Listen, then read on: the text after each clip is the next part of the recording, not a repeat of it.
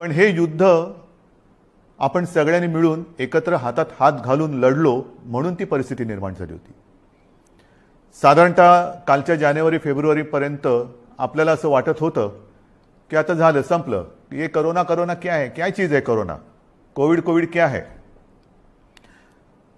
विशेष म्हणजे गेल्याही वर्षी अर्थसंकल्पीय अधिवेशन होतं, याही वर्षी तोच काळ आला, मार्च। अर्थसंकल्पीय अधिवेशन नुकतंच गेल्या महिन्यात पार पाडलं आणि आपल्याला सर्वांना कल्पना आहे की लॉकडाऊनच्या पार्श्वभूमीवरती आर्थिक परिस्थिती ही संपूर्ण जगाचीच दोलायमान झालेली आहे आणि त्या परिस्थितीचा विचार करून महाराष्ट्र पुढे नेण्यासाठी एक अत्यंत चांगला अर्थसंकल्प आपल्या माननीय उपमुख्यमंत्र्यांनी अर्थमंत्र्यांनी अजितदादांनी मांडला।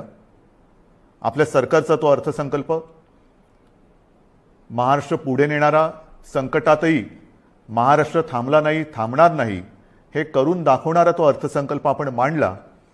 आणि त्याच्यानंतर जे जे काय झालं म्हणजे काल परवाकडे होळी धुलीवंदन सगळं पार पडलं, पण तिथपासूनच आपल्या राज्यात शिमग्याला सुरुवात झाली। असो, त्या शिमग्याबद्दल मी काय बोलणार नाही, त्याला सुद्धा मी जेव्हा उत्तर द्यायचं तेव्हा मी जरूर देईन। तो विषय आजचा नाहीये। आजचा विषय आहे तो कोरोनाची परिस्थिती ही नेमकी काय, आपण काय करणार आहोत। मध्ये मध्ये मी आपल्याला सातत्याने सांगत आलेलो आहे की जर ही परिस्थिती अशीच राहिली तर आपल्याला परत एकदा लॉकडाऊन करावा लागेल की काय, अशी एक शक्यता मी बोलून दाखवली होती। ही शक्यता आजही पूर्णपणे टळलेली नाहीये। मला आज पुन्हा एकदा आपल्याला सर्वांना आवाहन करायचे, विनंती करायची, कारण गेल्या वर्षभरामध्ये माझ्या महाराष्ट्रातील प्रत्येक बांधवांनी, भगिनींनी आणि मातांनी जे जे मी सांगत आलो ते अत्यंत आपुलकीने ऐकून घेतलं आणि त्याच्याप्रमाणे ते वागले। तुम्ही सगळे वागलात। यात सर्व धार्मिक नेते आले, सर्व धर्मीय आले, सर्व राजकीय पक्ष आले, त्यांचे कार्यकर्ते आले। आता काय झाले थोडंसं की मधला काळ जो आला त्या काळामध्ये आपण थोडे शिथिल झालो। आपण शस्त्र टाकली की काय अशी एक साधारणतः परिस्थिती निर्माण झाली। लग्न समारंभ थाटामाटात सुरू झाले, इतर पार्ट्या सुरू झाल्या, राजकीय मोर्चे, निदर्शनं, आंदोलनं, सगळं काही जणू काही कोरोना गेला अशा पद्धतीने आपण सुरू केलं। आणि तेव्हाही मी सांगत होतो की थोडा धीर धरा, पुन्हा एकदा मार्च एप्रिल एंडपर्यंत आपल्याला थोडासा एक संयम बाळगावा लागेल। दुर्दैवाने जी भीती केवळ मीच नव्हे तर ह्या विषयातले जे तज्ज्ञ आहेत त्यांनी जी व्यक्त केली होती ती खरी ठरली। मार्चच्या आधीपासूनच आपल्या राज्यामध्ये पुन्हा एकदा कोरोना मोठ्या राक्षसापेक्षा, म्हणजे गेला राक्षस होता त्याच्या डबल टिबल दुप्पट तिपटीने अकराळ विक्राळ रूप धारण करून आलेला आहे। त्याच्यामध्येच विषाणूचा नवा अवतार, म्हणजे हे पण नवल आहे। आत्तापर्यंत आपण आपले विष्णूचे अवतार ऐकले होते, ज्याचे आपण पूजन करतो। ज्या ज्या वेळेला संकट आली त्या त्या वेळेला भगवान विष्णूंनी वेगवेगळे अवतार घेतले आणि आपल्याला वाचवलं। पण हा विषाणू जो आहे तो वेगवेगळे अवतार धारण करून आपल्याला संकटात टाकतोय आणि आपली परीक्षा बघतोय। पुन्हा एकदा तीच गरज आहे, आपल्याला सर्वांना धैर्याने, सगळं धैर्य एकवटून लढण्याची गरज आहे। लॉकडाऊन करणार का हा प्रश्न अजूनही मी उत्तर देत नाही, पण साधारणतः आत्ताची परिस्थिती काय आहे ह्याची कल्पना आपल्याला देण्याची मला पुन्हा एकदा गरज वाटते। जेव्हा ही परिस्थिती निर्माण झाली, किंबहुना कोविडची साथ सुरू झाली, आपल्याला पूर्ण माहिती आहे आपल्या राज्यामध्ये फक्त 2च ह्या विषाणूंची चाचणी जिथे होऊ शकते अशा प्रयोगशाळा होत्या। एक मुंबईमध्ये कस्तुरबा आणि दुसरी पुण्याला NIVची। आज त्या दोनाच्या जवळपास आपण 500 पर्यंत चाचण्या करणाऱ्या संस्था किंबहुना लॅब्स तयार केलेल्या आहेत। मुंबईमध्ये सुद्धा आपण दर दिवशी साधारणतः 50,000 चाचण्या आज करतो आहोत। गेल्या काही दिवसात म्हणजे मला जी माहिती सगळी माझ्याकडे आलेली आहे त्याच्यात महाराष्ट्रामध्ये जी आपली क्षमता होती 75,000 चाचण्या दर दिवशी करण्याची, ती आपण वाढवून जवळपास 1,82,000 पर्यंत नेलेली आहे. 1,82,000, 75,000 ते 1,82,000 इथपर्यंत आज आपण रोजच्या चाचण्या करतो. येत्या काही दिवसात ही संख्या आपल्याला 2.5 लाखावर न्यायची आहे. 2.5 लाख चाचण्या दर दिवशी महाराष्ट्रामध्ये लवकरात लवकर आपण करणार आहोत. आणि याही चाचण्या ते रॅपिड अँटीजेननी नाही, तर त्याचं जे प्रमाण आहे, केंद्राची जी काय मार्गदर्शक तत्व आहेत, की साधारणतः 70% चाचण्या ह्या RT-PCR या पद्धतीने झाल्या पाहिजेत. आता माझ्यापेक्षा सर्वांनाच माहिती झालेलं नेमकं RT-PCR म्हणजे काय, रॅट म्हणजे रॅपिड अँटीजेन टेस्ट म्हणजे काय. RT-PCR अचूकताही अधिक असते, अधिक चांगली असते. म्हणून आपलाही आणि केंद्राचाही आग्रह तोच आहे की जेवढ्या चाचण्या आपण करतो त्याच्यात किमान 70% चाचण्या ह्या RT-PCR असायलाच पाहिजेत. आणि त्याच पद्धतीने आपला महाराष्ट्र जेव्हा 75,000च्या आसपास चाचण्या करत होता त्याही वेळा तेव्हा त्याच टक्क्यात RT-PCR करत होता. आज जवळपास 1,82,000 करतोय, त्याच्यातही 70% RT-PCR आहेत. उद्या 2.5 लाख झाल्यानंतर, 3 लाख झाल्यानंतर सुद्धा आपण ह्या चाचण्या RT-PCRच अधिक ठेवणार आहोत. म्हणजेच काय की आपण कुठेही दर्जाची तडजोड करत नाही आहोत, अजिबात करत नाही आहोत आणि करणार नाही. एक तर पहिली गोष्ट अशी आहे की काहीही आपण लपवत नाही आणि लपवणार नाही. एक सुद्धा रुग्ण आपण लपवलेला नाही आणि लपवत नाही आहे. आणि म्हणून जी महाराष्ट्रातली जी परिस्थिती आहे ती सगळ्यांना जरी धक्कादायक वाटत असली तरी आपण सत्य काय आहे हे लोकांसमोर अगदी जसंच्या तसं ठेवतो आहोत. मग काही जण मला म्हणतात की इतर राज्यांमध्ये बघा, बिहारमध्ये निवडणुका झाल्या, बंगालमध्ये चालू आहेत, आणखीन इकडे झालं, आणखीन तिकडे झालं, मग तिकडे वाढ नाही, तुमच्याकडे का. मला त्याच्याबद्दल बोलायचं नाही आहे, अजिबात बोलायचं नाही आहे. मला माझा महाराष्ट्र प्यारा आहे, मला माझी जनता ही प्यारी आहे. त्यांची जबाबदारी ही आज माझ्यावरती असल्यामुळे ती जबाबदारी मी आधीच बोललेलो आहे की मला कोणी व्हिलन ठरवला तरी देखील मी ती पार पाडणारच, ते माझं कर्तव्य आहे. म्हणून तुम्ही घाबरून जाण्यासारखं काही नाही आहे. पण जशी ही टेस्टची संख्या मी तुम्हाला सांगितली त्याचप्रमाणे आपल्याकडे कोविड येण्याच्या आधी जेवढे काही बेड संपूर्ण महाराष्ट्रामध्ये होते त्याची संख्या काही हजारामध्ये होती, म्हणजे 10,000 सुद्धा नसेल कदाचित. कारण आधी आपण कधी कल्पनाच केली नव्हती की असं काहीतरी आकस्मिक संकट येईल आणि आपली त्रेधा तिरपीट उडेल. गेला मार्च महिन्यात तुम्हाला आठवतोय, बेड्स मिळत नव्हते, हॉस्पिटल्स मिळत नव्हते, उपचार मिळत नव्हते. मग सगळे हॉस्पिटल्स ओव्हरफ्लो व्हायला लागली होती, ॲम्ब्युलन्स मिळत नव्हते. ह्या सगळ्या गोष्टी लक्षात घेतल्यानंतर आपण बेड्सची संख्या वाढवायला लागलो. महाराष्ट्र हे देशातलं पहिलं कदाचित एकमेव राज्य असेल की ज्याने अगदी फील्ड हॉस्पिटल्स उभारली लष्कराच्या धर्तीवरती. जसं लष्कर काम करतं तसं आपल्या महाराष्ट्राच्या यंत्रणेने काम केलं, आजही करते. जम्बो कोविड केअर सेंटर्स उभारली आणि काही हजारात म्हणजे 8-10 हजार ज्या काही रुग्णशय्या होत्या त्याची संख्या आपण जवळपास 4.25 लाखापर्यंत नेली, सगळ्या काही मिळून. म्हणजे त्याच्यामध्ये इतर कोविड शिवाय असलेले beds, oxygen beds, ICU beds, विलगीकरणाचे बेड्स, डायलिसिसचे बेड्स असे मिळून साधारणतः 4.25 लाखापर्यंत ही सुविधा आपण वाढवली. ही मोठी आपली एक अचिव्हमेंट होती.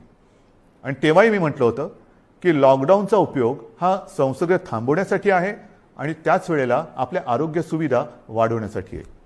मग आता एवढीही रुग्णशय्या वाढवल्यानंतरही मी परत तुमच्याशी का काळजीने बोलतोय, ह्याचं कारण आजचं चित्र मी तुम्हाला सांगतोय. पहिली गोष्ट अशी की साधारणतः रुग्ण वाढ ही किती होते, किती झपाट्याने होते त्याची थोडीशी मी तुम्हाला कल्पना देतो. आपल्याला माहिती आहे की जानेवारीच्या शेवटाला आणि फेब्रुवारीच्या सुरुवातीला फक्त मुंबईपुरतं बोलायचं झालं तर मुंबईमध्ये 300-350 रुग्ण हे दर दिवशी आपल्याला सापडत होते. आज ती संख्या 8,500वरती गेलेली एका महिन्याच्या कालावधीत. ही फक्त मुंबईची परिस्थिती आहे. महाराष्ट्राची परिस्थिती बघितली तर 17 सप्टेंबर 2020 म्हणजे तेव्हा जरा सगळं जास्त होतं, तेव्हा 3 लाख सक्रिय रुग्ण होते. 1 एप्रिलला आणखीन त्याच्यामध्ये भर पडलेली आहे. 17 सप्टेंबरला साधारणतः 31,000 मृत्यू झाले होते, 31,351. आता 54,900च्या आसपास झालेले आहेत. त्यावेळेला एका दिवशी आढळलेले रुग्ण हे 24,619 होते 17 सप्टेंबरला. आता 1 एप्रिलला एका दिवशी साधारणतः 43,183 रुग्ण आढळलेले आहेत. आज 2 तारीख. आज कदाचित 45,000चा आकडा आपण गाठू किंवा पार करू. कोणत्या दिशेने चाललेलो होतो आपण बघा. आणि याच वेगाने जर का ही रुग्णवाढ होत राहिली तर मी जे तुम्हाला सांगितलं त्याच्यात मी बेड्सची तुम्हाला कल्पना देतो. साधारणतः विलगीकरणच्या ज्या बेड्स आहेत त्या 2,20,000 आहेत महाराष्ट्रामध्ये. आत्ताच त्या 1,37,549 भरलेले आहेत. म्हणजे 62% हे बेड्स भरले गेलेत. आयसीयूचे बेड्स हे 20,519 आहेत. ते जवळपास 48% आज भरलेले आहेत. ऑक्सिजनचे बेड्स आहेत ते सुद्धा 62,000च्या आसपास आहेत. ते 25%च्या आसपास आज भरलेले आहेत. व्हेंटिलेटर्स 9,347 ते पण 25% जवळपास आज वापरात आहेत. ही परिस्थिती फार चिंताजनक आहे. आणि म्हणून मी आज आपल्याशी संवाद साधायला आलो की ही परिस्थिती अशीच राहिली तर आणखीन 15-20 दिवसामध्ये आपल्याला ह्या सगळ्या सुविधा ज्या आहेत त्या अपुऱ्या पडायला लागतील. मग काही जण म्हणतील सुविधा वाढवत का नाही? वाढवतो ना. मी आदेश दिलेले आहेत की जिथे जिथे आवश्यक आहे आवश्यकतेनुसार या सुविधा वाढवा. पण सुविधा वाढवणं म्हणजे काय करणं? बेड्स वाढवणं आलं, व्हेंटिलेटर्स मिळतील, ऑक्सिजनचा साठा सुद्धा आज आपल्याकडे फार मर्यादित आहे, तोही वाढवण्याचा आपला प्रयत्न सुरू आहे. औषधांचा साठा आपण घेऊ शकतो. परंतु बेड्स वाढले, व्हेंटिलेटर्स वाढले, आयसीयूचे बेड्स वाढले तरी डॉक्टर्स कसे वाढणार? नर्सेस कशा वाढणार? आरोग्य कर्मचारी कुठून आणायचे? हा विचार फार महत्त्वाचा आहे. आणि इकडेच खरा चिंतेचा विषय आहे. गेले वर्षभर ही संपूर्ण आपली यंत्रणा, मग त्याच्यात डॉक्टर्स आहेत, नर्सेस आहेत, आरोग्य कर्मचारी आहेत, पोलीस आहेत, आशा अंगणवाडी सेविका आहेत, महसूल यंत्रणेचे काही कर्मचारी आहेत, यांच्यापैकी बऱ्याच जणांना कोविडने गाठलेलं आहे. आजारातनं ते बरे झालेले आहेत. साधारणतः या विषाणूचं एक विचित्र वैशिष्ट्य असं आहे की एकदा त्यांनी कोणाला ग्रासलं की बरं झाल्यानंतर सुद्धा काही काळ हा थकवा राहतो, धाप लागते, थकवा येतो, थोडंसं अंगातली सगळी शक्ती गेल्यासारखी वाटते. मग डॉक्टर सांगतात आता तुम्ही निगेटिव्ह झालेला आहात परंतु आराम करा. पण ही जी यंत्रणा आहे ती यंत्रणा आपल्यासारखीच माणसांची आहेत, आपल्यासारखीच रक्तामासाची हाडाची ही आपली माणसं आहेत, आपलेच बांधव आहेत, आपल्याच भगिनी आहेत. हे डॉक्टर्स असतील सगळेच. ते आजारी पडले आणि पडल्यानंतर निगेटिव्ह आल्यानंतर दुसऱ्या तिसऱ्या दिवशी पुन्हा एकदा आपल्या सेवेसाठी कोरोनाच्या गुहेत घुसत आहेत. मग त्यांच्याशी आपण कसं वागलं पाहिजे? आज सुद्धा आपण जी काय आपली यंत्रणा राबते आपल्यासाठी, टेस्टिंग टेस्टिंग टेस्टिंग टेस्टिंग आहे, टेस्टिंग वाढवतोय. पण टेस्टिंग करण्यासाठी घराघरात जाऊन आपल्याच भगिनी आहेत, आपलेच बांधव आहेत, 2-2, 4-4, 5-5 माळ्याच्या इमारती असतील, लिफ्ट नसेल तरी सुद्धा ते चढ उतार करतात रोज न थकता. म्हणजे थकले तरी थांबत नाहीयेत. त्यांना आपण काहीतरी दिलासा देणार आहोत की नाही? एकूण हे जे काय सगळे चित्र आहे, बोलणारे सगळे बोलतात की आपण हे केलं पाहिजे, आपण ते केलं पाहिजे, लसीकरण वाढवलं पाहिजे. वाढवतोय ना आपण. कालच्या दिवसात तुम्हाला मी अभिमान हा शब्द इकडे वापरणं योग्य ठरणार नाही, पण तुम्हाला समाधान वाटलं पाहिजे की महाराष्ट्र हा देशातला नंबर 1चं राज्य महाराष्ट्र ठरलेलं आहे. कालच्या दिवसात एका दिवशी आपण 3 लाख नागरिकांना लसीकरण केलेलं आहे. 3 लाख एका दिवसात. म्हणजे आतापर्यंत आपण जेव्हापासून लसीकरणाला सुरुवात झाली सुमारे 65 लाख, त्याच्यात आजचा आकडा मी धरलेला नाहीये, 65 लाख आपल्या नागरिकांना आपण लसीकरण केलेलं आहे. अजूनही आपण मागणी करतोय, केंद्र आपल्याला देतंय, पण पुरवठा वाढवायला पाहिजे. आणि पुरवठा वाढवल्यानंतर आपली क्षमता आज जी 3 लाख आहे ती लवकरात लवकर किमान 6 ते 7 लाख दर दिवसाला करण्याची आपली क्षमता आहे. पण तेवढ्या लसचा पुरवठा झाला पाहिजे. ती मागणी आपण करतोय. होईल, मागणी मान्य होईल, मी काय त्याच्यावर टीका नाही करत आहे, कारण सगळ्याच राज्यांना द्यायचंय. तर ही आपली क्षमता आहे. परंतु होतंय असं की लस घेतल्यानंतर, आता मी सुद्धा एक डोस घेतलेला आहे लसचा, आपल्याशी बोलताना आजूबाजूला कोण नाही म्हणून आणि म्हणूनच मी मास्क काढून आपल्याशी बोलतोय. पण लस घेतल्यानंतर सुद्धा काही जण कोरोनाने बाधित होत आहेत. का होत आहेत? कारण लस घेतली आता सगळं झालं असं नाही आहे. लस घेतल्यानंतर सुद्धा मास्क हा घालणं अनिवार्य आहे. मी मधल्या काळामध्ये माननीय पंतप्रधानांनी जी एक व्हिडिओ कॉन्फरन्स घेतली त्याच्यात हा मुद्दा मी काढला होता आणि मी बोलताना असं बोललो होतो की आमच्या इथे लसचे दोन्ही डोस घेतल्यानंतर सुद्धा आणि तो मधला कालावधी झाल्यानंतर सुद्धा काही लोकांना संसर्ग झालेला आहे. तेव्हा स्वतः माननीय पंतप्रधानांनी सांगितलं की एक गोष्ट लक्षात घ्या की लस घेतली म्हणजे कोविड होणार नाही अशातला भाग नाही आहे. कोविड होईल पण त्याची घातकता कमी होईल. म्हणजेच काय की साधारणतः धुवाधार पावसामध्ये एक छत्री असावी तशी एक ही छत्री आहे, जरूर आहे. पण आत्ता नुसता पाऊस नाही आहे, वादळ आहे. आणि या वादळामध्ये लस घेणे ही एक साधारणतः आपल्याकडे छत्री आहे, त्यातल्या त्यात कमीत कमी भिजावं म्हणून. आणि लस घेणं, टेस्ट वाढवणं, रोजच्या चाचण्या वाढवणं हा उपाय अजूनही तरी मी मानायला तयार नाही. जेवढ्या आपण चाचण्या वाढवतो आहोत तेवढी रुग्णसंख्या आपल्याला कळते, उपचारासाठी आपण त्याने घेतोय. परंतु रुग्णवाढ थांबवण्यासाठी अजून कोणी उपाय सांगत नाहीये. काय उपाय? उपाय नाहीये. पण लसीकरण करा, लसीकरण करतो आहोत. आज मी पुन्हा एकदा सांगतो, संपूर्ण देशात आपलं राज्य हे लस देणारं नंबर 1चं राज्य आहे. आजच्या दिवशी आपण 3 लाख नागरिकांना दर दिवशी लस देतोय. काल परवापासून 3 लाख हा आकडा गाठलेला आहे. परत एकदा सांगतो, लसीचा पुरवठा आपल्याला ज्या क्षणी वाढेल तेव्हा ही क्षमता आपण दुपटी तिपटीने वाढवू शकू एवढी आपली नाही म्हटलं तरी ताकद आहे, नक्कीच आहे. म्हणजेच काय की एका बाजूला आपली ही यंत्रणा ट्रॅकिंग, ट्रेसिंग, टेस्टिंग ह्याच्यासाठी बिझी आहे, दुसरीकडे उपचारांसाठी बिझी आहे, तिसरीकडे हीच यंत्रणा लसीकरणासाठी सुद्धा व्यस्त आहे.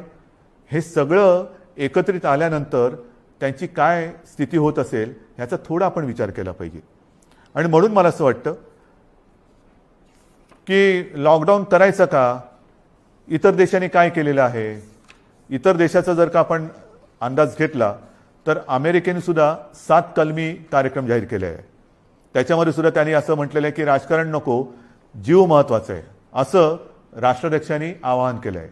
मला असं वाटतं आपल्याकडे सुद्धा सर्व पक्षांनी त्यांनी केलेलं आवाहन नाही पण निदान मी केलेली विनंती मानायला काय हरकत नाही आहे. जीवाशी खेळ नको, कृपा करून याच्यात राजकारण आणू नका. ब्राझीलमध्ये तर फारच पंचायत झालेली आहे. कारण तिकडे मार्चच्या एका महिन्यात जवळपास 60,000 मृत्यू झालेले आहेत. मृत्यूदर दुपटीने वाढला आहे. बेरोजगारीची म्हणजे मृत्यू पण होत आहेत आणि बेरोजगारीची पण समस्या वाढते. फार विचित्र परिस्थिती ब्राझीलमध्ये. रशियामध्ये पण लस आलेली आहे, त्याच्यामध्ये ते थोडं लस आणि त्या लसीकरणामध्ये ते पुढे आहेत. फ्रान्समध्ये परिस्थिती नाजूक आहे. तिथेही जी माहिती मिळते तिकडे तिसऱ्यांदा राष्ट्रीय लॉकडाऊन करण्यात आलेला आहे. आणि ह्या लॉकडाऊनच्या मध्ये केवळ जीवनावश्यक वस्तूंची दुकाने उघडण्यास परवानगी दिलेली आहे. कार्यालयातील लोकांना फक्त घरून काम करावे लागेल. पुढील 3 आठवड्यांसाठी शाळा पूर्णपणे बंद ठेवण्यात येतील. या 4 आठवड्यात कोणत्याही प्रकारची जाहीर सभा होणार नाही. त्यांच्यावर पूर्ण बंदी असेल. कोणी आवश्यक कारणाशिवाय आपले घर सोडणार नाही. हे मी तुम्हाला नाही सांगितलं, हे फ्रान्समधलं वातावरण तुम्हाला सांगतो. नाही तर तुम्हाला वाटेल मी आत्ताच काहीतरी लॉकडाऊन जाहीर केले काय. हंगेरीमध्ये पण वर्क फ्रॉम होम बंधनकारक आहे. डेन्मार्कमध्ये तसंच आहे. ग्रीसमध्ये हळूहळू निर्बंध हटवायला सुरुवात झालेली आहे. बेल्जियमने परत एकदा महिन्याभराचा कडक लॉकडाऊन लावला आहे. पोर्तुगाल सरकारने शहरांमधील नागरिकांची ये जा थांबवली आहे. आयर्लंडमध्ये तर डिसेंबरपासून कडक लॉकडाऊन आहे. फिलिपिन्समध्ये मनिला व आसपास परत 1 आठवड्याचा कडक लॉकडाऊन लावला आहे. केनियामध्ये सुद्धा देशभर कडक निर्बंध लावलेले आहेत. युकेमध्ये सुद्धा आता हळूवार त्यांनी 2-2.5 महिन्याचा लॉकडाऊन केल्यानंतर हळूवार निर्बंध शिथिल करतायत. जसं आपण हळूवार शिथिल केले तसंच युके तिकडे तर 2.5-3 महिन्याचा अत्यंत कडक लॉकडाऊन होता आणि आता हळूवार ते निर्बंध शिथिल करतायत. इटलीमध्ये सुद्धा तशीच आहे. जर्मनीमध्ये सुद्धा तीच परिस्थिती आहे. पोलंडमध्ये तीच आहे. हे सगळं लक्षात घेतल्यानंतर मला माहिती आहे की लॉकडाऊन हा खूप घातक आहे, परंतु जी कात्रीत मी मगाशी म्हटलं की एका कात्रीत आपण सापडले. एका बाजूला अर्थचक्र आहे, अर्थचक्र चालवायचं तर अनर्थ ओढवतोय, अनर्थ थांबवायचा तर अर्थचक्र बंद पडतंय. करायचं काय मग? आणि मधल्या काळामध्ये जी काही मतं हे तज्ज्ञ ह्या क्षेत्रातले आहेत नाही आहेत, मी त्यांची नावं नाही घेत, पण त्यांनी त्यांची मतं मांडलेली आहेत.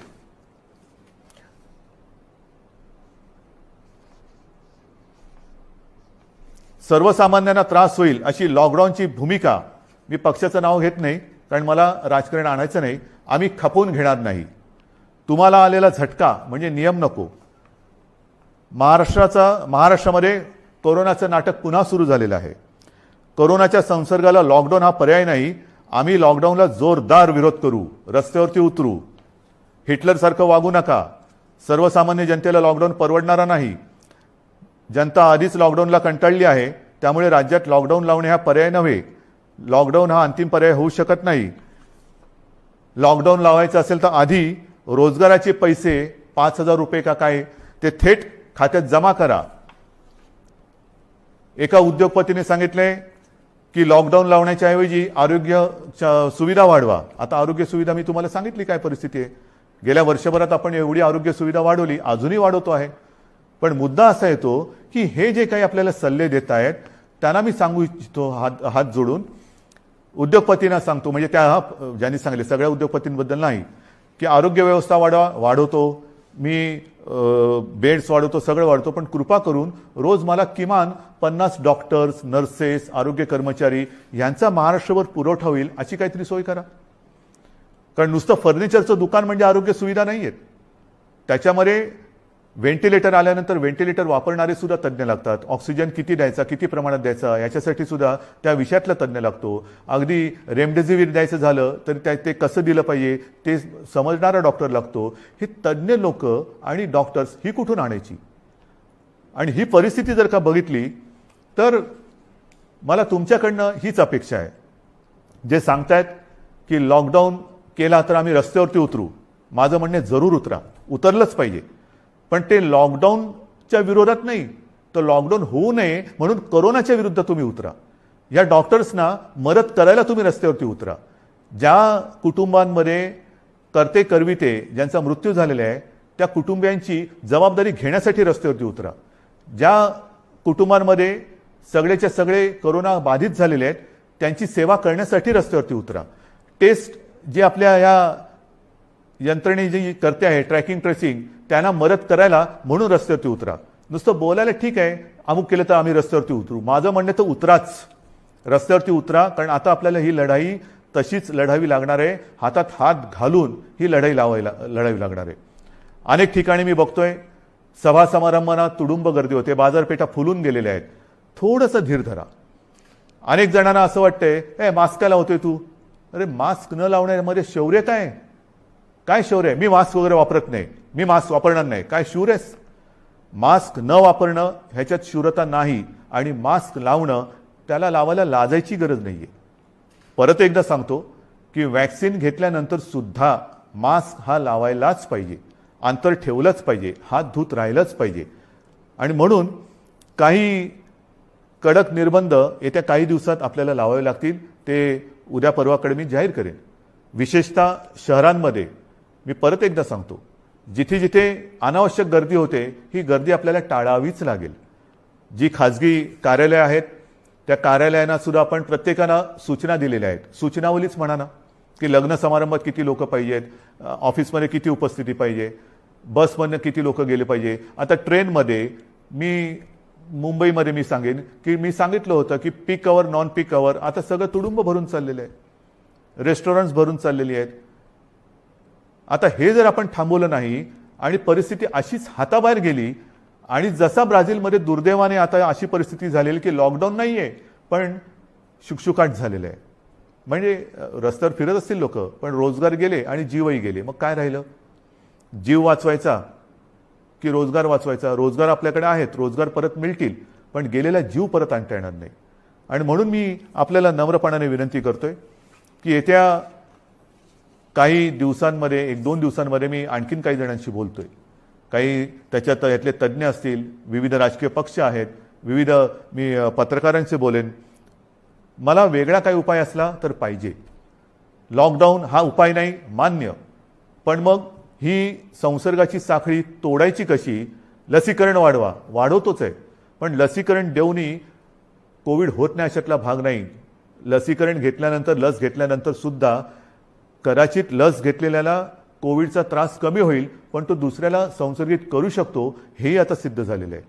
मग करायचं काय? दुसरा उपाय असेल जरूर सांगा, पण त्याहीपेक्षा माझा विश्वास आपल्यावरती आहे. कारण तुम्हीच या युद्धातले खरे सैनिक आहात. हे युद्ध आपल्या सगळ्यांचं आहे. हे एकट्या दुकट्याचं युद्ध नाही आहे. ज्या गोष्टी मी तुम्हाला सांगितल्या आपण नाही पाळू शकत. कारण नसताना घराबाहेर पडू नका, नाही घरात थांबू शकत. अनावश्यक ठिकाणी गर्दी करू नका, गर्दी टाळू नाही शकत. गरज नसेल तर इकडे तिकडे फिरू नका, हे फिरणं टाळू नाही शकत. सार्वजनिक ठिकाणी फिरताना घराबाहेर पडल्यानंतर मास्क लावलाच पाहिजे, मास्क घालू नाही शकत. एकमेकात थोडं अंतर ठेवा, अंतर ठेवू नाही शकत. म्हणजे लॉकडाऊन आपण टाळू शकतोय, पण टाळणं ही जिद्द, ज्या जिद्दीने तुम्ही पहिल्या लढलात त्या जिद्दीने पुन्हा जर का उतरलात तर आपल्याला, मी अजूनही म्हणतो आता थोडा काळ राहिलेला आहे. कारण परिस्थिती तुम्हाला मी सांगितले, अशीच रुग्णवाढ होत राहिली तर 15-20 दिवसात हॉस्पिटल्स तुडुंब भरून जातील. काही काही जिल्ह्यामध्ये आत्ताची परिस्थिती आलेली आहे. ऑक्सिजन सुद्धा कमी पडू शकतोय, व्हेंटिलेटर सुद्धा कमी पडू शकतात. ही परिस्थिती आजही आपण स्वयंशिस्तीने टाळू शकतो. संसर्गाची लाट, कोरोनाला आपण रोखू शकतो. रोखण्याची जिद्द ही तुमच्यात आहे की नाही, हा फार महत्त्वाचा प्रश्न आहे. सरकार लॉकडाऊन करणार की नाही यापेक्षा प्रत्येकाने ठरवलं पाहिजे की मी कोरोनाला हरवणार की नाही, मी कोरोनाला रोखणार की नाही. हे जर का तुम्ही प्रत्येकाने ठरवलं, होय मी रोखणारच. कारण आपण गेले वर्षभर माझे कुटुंब माझी जबाबदारी असेल. आता पुन्हा मी प्रत्येकाला सांगितले की मी जबाबदार, माझा मास्क माझी सुरक्षा. ह्या सगळ्या ज्या काही गोष्टी आहेत, नवीन ह्याच्यात काहीही नाही. जे पहिल्या दिवशी होतं ते आजही आहे. फक्त थोडंसं काय झालंय की सुरुवातीला जी एक कोरोनाची दहशत होती ती दहशत गेली, आपण गाफील झालो आणि कोरोनाने बरोबर आपल्याला गाठलं. अजूनही कोरोनाने आपल्यावरती मात केलेली नाही, मी त्याला करू देणार नाही, अजिबात नाही. मात आपणच त्याच्यावरती करायची आहे. पण ही मात करताना जर आपण घट्ट उभे राहिलो सगळ्या जणांनी, संपूर्ण सगळ्या राजकीय पक्षांनी, मी पुन्हा एकदा हात जोडून विनंती करतो आहे की कृपा करा, जनतेच्या जीवाशी खेळ होईल असं राजकारण करू नका. जे सरकार पावलं उचलत आहे ते जनतेच्या हितासाठी उचलत आहे.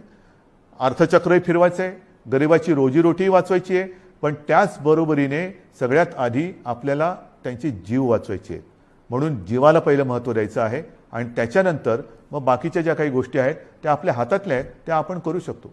म्हणून आज सुद्धा मी पूर्ण लॉकडाऊनचा इशारा देतो आहे. लॉकडाऊन जाहीर करत नाहीये, पण 1-2 दिवसामध्ये जर का दृश्य स्वरूपामध्ये ह्या गोष्टी आढळल्या नाहीत आणि दुसरा उपाय जर मी आता पुढच्या 1-2 दिवसांत ज्यांच्याबरोबर बैठका घेतोय त्यांच्याकडनं आला नाही तर मग मात्र आहे ती परिस्थिती अशीच्या अशी स्वीकारा, जे मला नाही जमणार. माझ्या डोळ्या देखत हे मी बघणार नाही आणि आपणही नाही बघायचंय. तर ती परिस्थिती रोखायला जगामध्ये जे करतायत, पहिला लॉकडाऊन दुसरा लॉकडाऊन, कारण लाटे मागून लाटा येतात. पहिली लाट आली, दुसरी लाट आली, तिसरी लाट आली. काय होतंय, एक लाट येऊन गेली, लॉकडाऊन होतो, सगळं शिथिल होतं, शिथिल झालं की दुसरी लाट येते. म्हणून आत्तापासून आपण ठरवलं पाहिजे की ही लाट तर मी रोखेनच आणि पुढची लाट तर मी येऊच देणार नाही. मला असं वाटतं, माझा आपल्यावरती विश्वास आहे, आपलाही माझ्यावरती विश्वास आहे. मध्ये काही जण भेटले होते आणि मला म्हणाले की अहो तुम्ही टी व्हीवर आले का लोक घाबरतात. म्हटलं मला नाही वाटत असं, कारण मी तुमच्या कुटुंबातला एक आहे. तुम्ही मला कुटुंबीय मानलेलं आहात आणि माझे कुटुंब माझी जबाबदारी, म्हणजे माझे कुटुंब तुम्ही आहात आणि तुमची जबाबदारी ही मी घेतल्यानंतर मला टीकेची पर्वा नाही. जे तुमच्या हिताचं असेल ते मी करणार आणि करेन. पुन्हा एकच सांगतो की सरकार यंत्रणेच्या बाबतीत कुठेही कमी पडलेलं नाही, पडू देणार नाही. सरकार खंबीर आहे, सरकार ठाम आहे. आरोग्य सुविधा कुठेही कणभर सुद्धा मी कमी पडू देणार नाही. मात्र ही एका हाताने टाळी वाजणार नाही. 2 हात जेव्हा एका हातात हात घालून आपण काम करू तर आणि तरच यश मिळेल. आणि मला आपल्या सहकार्याची अपेक्षा आहे. सर्व राजकीय पक्षांकडनं अपेक्षा आहे, सर्व धर्मियांकडनं अपेक्षा आहे. पुन्हा एकदा आपल्या उत्सवांवरती, सणांवरती बंधनं आणावी लागतील. जसं गेल्या वर्षी आपण सहकार्य केलं तसंच पुन्हा एकदा हे सहकार्य कराल अशी आशा नाही, असा विश्वास व्यक्त करतो. आणि ही लढाई पुन्हा एकदा लढण्यासाठी आणि जिंकण्यासाठी सिद्ध व्हा, एवढ्याच शुभेच्छा देतो. जय हिंद, जय महाराष्ट्र.